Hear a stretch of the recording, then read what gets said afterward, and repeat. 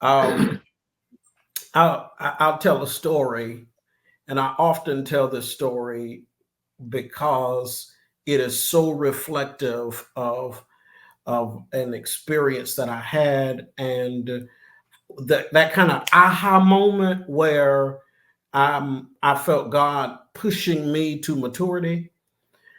I was preaching at this church, and old man was there, and this old man did not like me, and I didn't like him either. But uh, we were we were in the middle of a church meeting, and it was on New Year's Day. And at this church on New Year's Day, we would, instead of having a New Year's Eve program, we would have a New Year's Day program where we would thank God and celebrate God for what God had done for us the previous year, allowing us to make it through and all that. So the church was standing up, and they were talking about this and that, and they were excited about the direction that the church was going, and yada yada yada.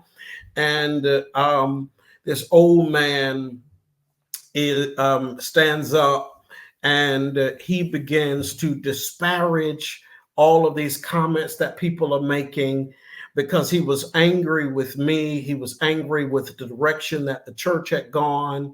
He was just displeased. Being young and immature and dumb, I went in there and made several changes right off the bat, and he was upset about that. And so he was bringing down the vibe of that moment. And so after a little bit, I asked him, I said, okay, that's all right, brother. That's enough, brother. So have a seat, And, he kept trying to talk, and so, kind of forcefully, I told him, sit down.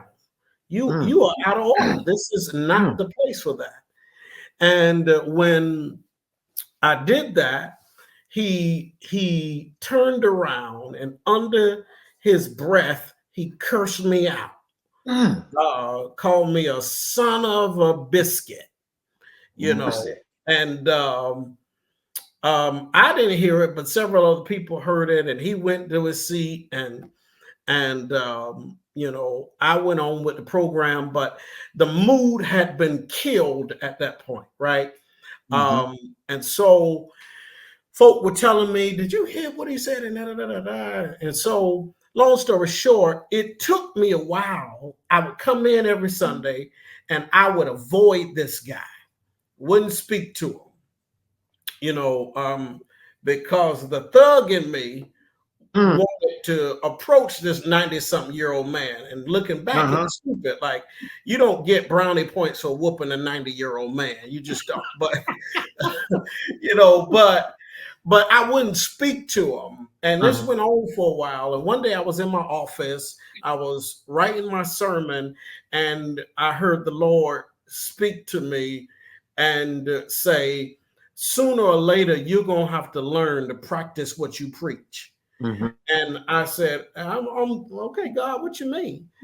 And he says, you've been avoiding brother so-and-so because of what he said about you.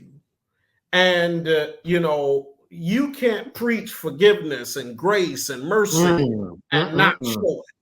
Mercy. And so I was still angry, but when I saw him Sunday, I walked up to him, and it took everything in me to extend my hand, and with, almost a locked jaw, how you doing? Shook his hand.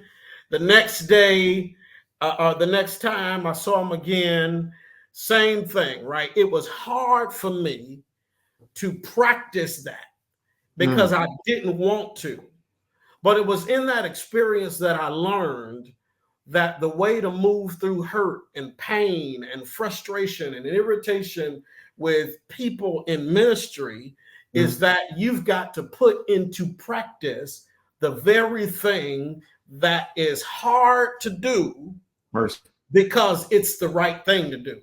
And sooner or later, doing what is hard to do, even though it's the right thing to do, will become easy to do because that's what the Lord would have you. And um, so I'm answering both questions at the same time. When I'm encouraging my wife, I'm encouraging her from the perspective of what I'm asking you to do, and what God is asking you to do may not be the easy thing to do, but it's the right thing to do. The right thing.